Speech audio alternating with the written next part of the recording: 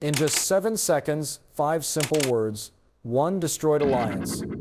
Jim Jordan didn't raise his voice, he didn't grandstand, he didn't play for the cameras, he just looked at his former ally across that committee table and asked the question everyone in America had been waiting for someone to ask. Where are the Epstein files?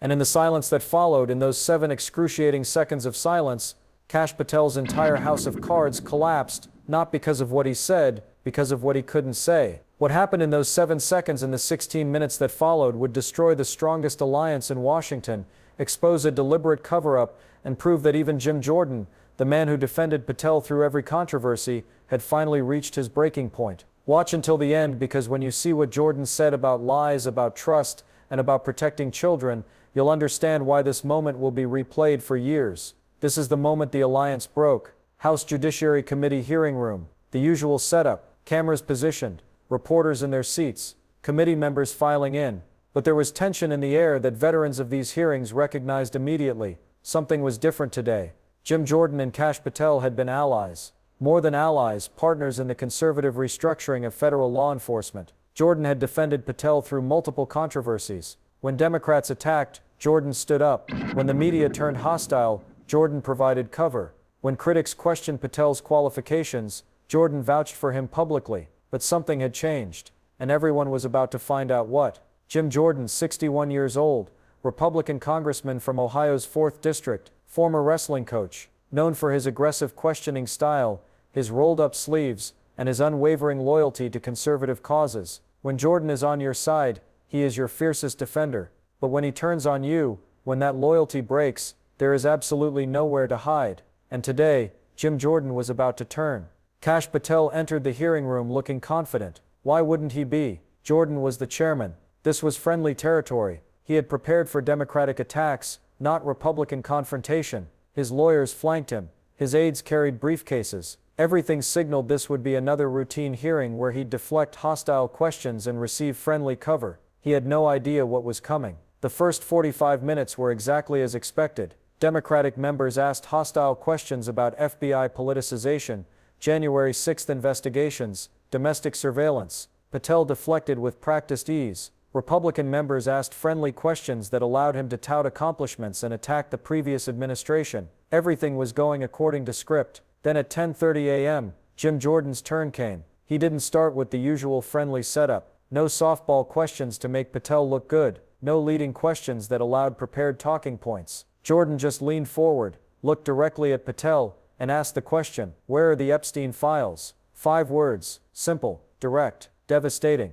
The room went silent, not the comfortable silence of people waiting for an answer. The uncomfortable silence of people realizing something major just happened. The kind of silence that makes your skin prickle, because you know you're watching history unfold. Patel blinked, opened his mouth. Nothing came out. 1 second passed. Jordan just sat there, waiting, patient. His expression completely unreadable. The kind of stillness that makes witnesses nervous. 2 seconds. Patel's eyes darted to his lawyers. They had nothing for him. No note being passed. No whispered advice. He was alone. 3 seconds. Someone in the gallery coughed. The sound echoed in the dead silence. You could hear the air conditioning humming. 4 seconds. Patel's hand moved to the edge of the table. That tell. The one that showed up every single time he was caught off guard. Index finger tapping silently. 5 seconds. Cameras were zooming in now, capturing every micro-expression, every bead of sweat forming on his forehead. 6 seconds. Patel's jaw worked like he was trying to form words that wouldn't come. His throat moved as he swallowed. 7 seconds. Finally, mercifully,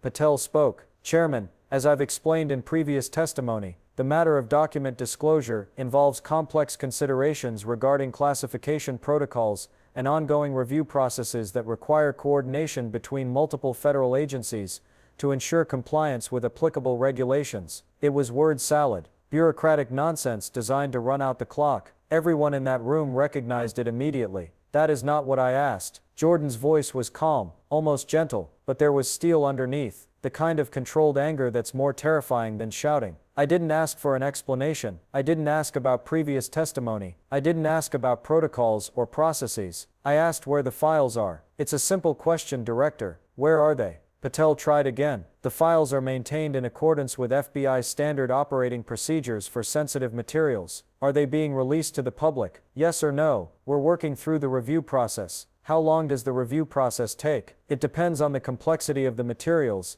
and the interagency coordination required. You've had 8 months. How much longer? Patel hesitated. You could see him calculating. I can't provide a specific timeline at this time. Can't or won't. The question hung in the air, and in that moment everyone in the room understood what was happening. This wasn't friendly oversight. This was an interrogation, and Jordan was treating Patel like a hostile witness. The dynamics had shifted completely. Chairman, there are legitimate classification concerns that must be addressed before any public disclosure can occur. I have top secret clearance. Jordan's voice was flat. So does everyone on this committee. Classification isn't the issue. So I'll ask again, where are the files, and when will they be released? Patel shifted in his seat. We're coordinating with multiple agencies to ensure. Which agencies? The Department of Justice, the State Department. The stop. Jordan held up his hand. Why does the State Department need to review FBI files about a domestic criminal investigation? Silence. Patel had no good answer to that. Jordan pulled out a document, held it up so the cameras could see the official letterhead. This is a letter from the National Archives, dated October 15, 2024. Let me read the relevant passage. All materials related to the Jeffrey Epstein investigation have been reviewed by the National Archives and Records Administration and have been cleared for public release under the Freedom of Information Act. The only impediment to disclosure at this time is FBI authorization. He looked at Patel. Your authorization? Why haven't you authorized it? Patel's face went pale. You could see it on the monitors, the color draining. Chairman, that letter doesn't reflect the full complexity of the interagency review process that's required for materials of this sensitivity. The full complexity of what? Following the law. The Freedom of Information Act requires disclosure unless there's a specific exemption. What is the exemption? Ongoing investigative interests. The investigation is closed. Jordan leaned forward. You told this committee it was closed. You told the Senate it was closed. You told the media it was closed. Epstein is dead. Maxwell is in prison. The investigation is over. You can't claim ongoing investigation as an exemption for something you already shut down. Jordan wasn't yelling. His voice hadn't risen, but somehow that made it more intimidating. The controlled anger of someone who's been lied to and knows it. So let me ask you something different, Director.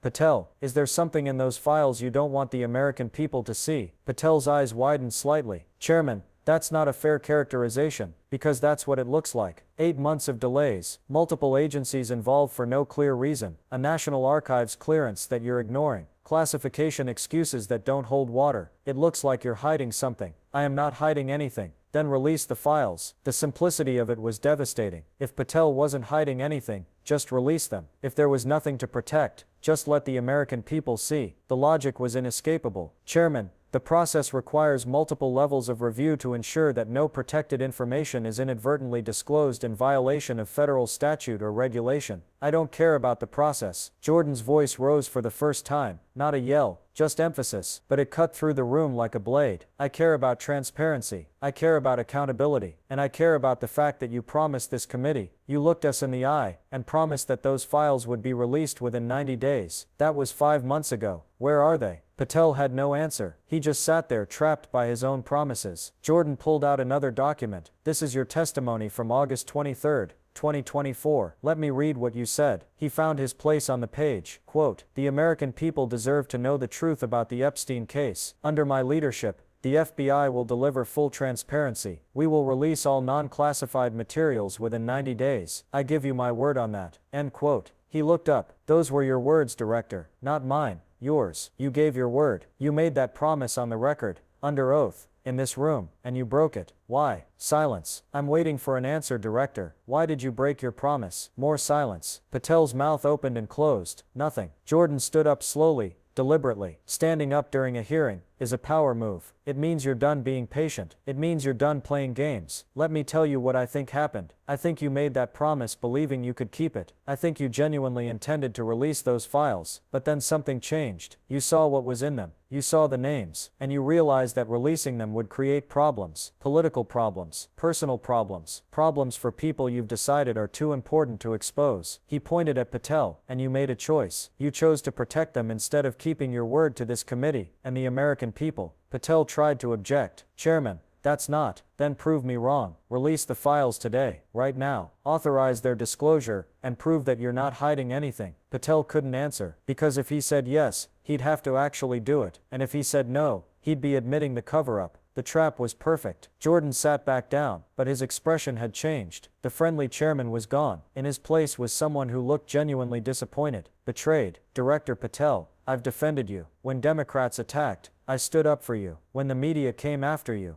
I had your back. When people questioned your qualifications, I vouched for you personally. His voice was quieter now, almost sad. I did that because I believed you were different. I believed you would actually deliver the transparency you promised. I believed your word meant something. He shook his head slowly. But you lied. You lied to this committee. You lied to the American people. And you lied to me personally. The room was dead silent. Nobody had ever heard Jim Jordan speak like this. Not to an ally. Not to someone he'd defended. Not with this level of personal hurt mixed with anger. So here's what's going to happen. This committee is going to issue a subpoena for every Epstein file in FBI custody. Not a request.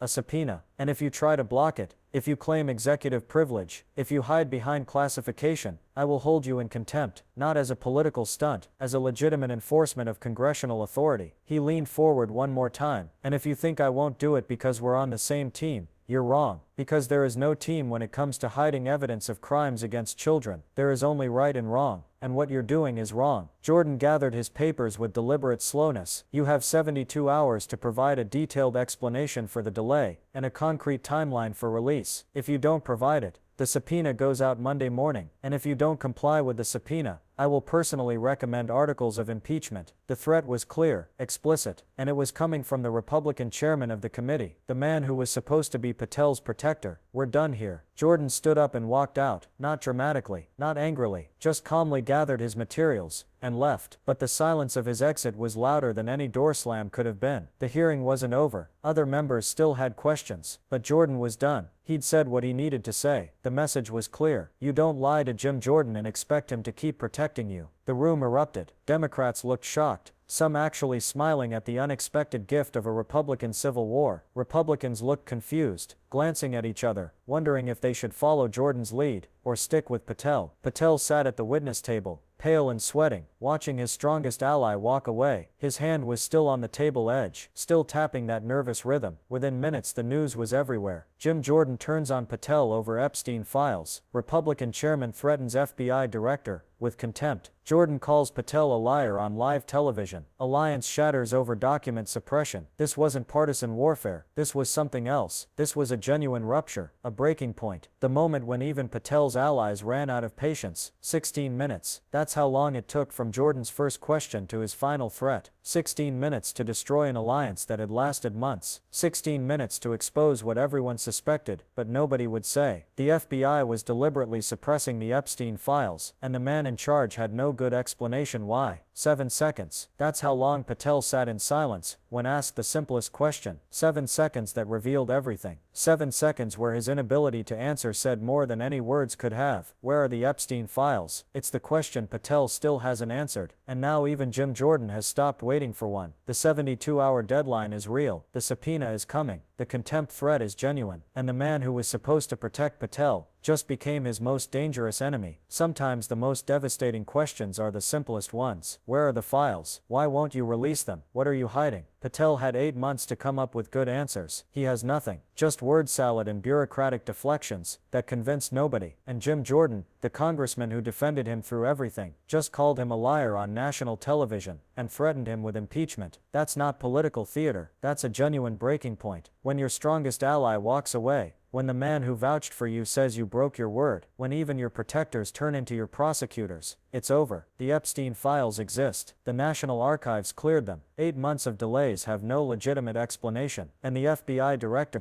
just sat in 7 seconds of silence because he couldn't answer the simplest question in the world. Where are they? What are you hiding? And why did you lie about it? If you're following this story, subscribe now. Share this everywhere. The 72-hour deadline expires Monday. The subpoena is coming, and everything is about to break wide open.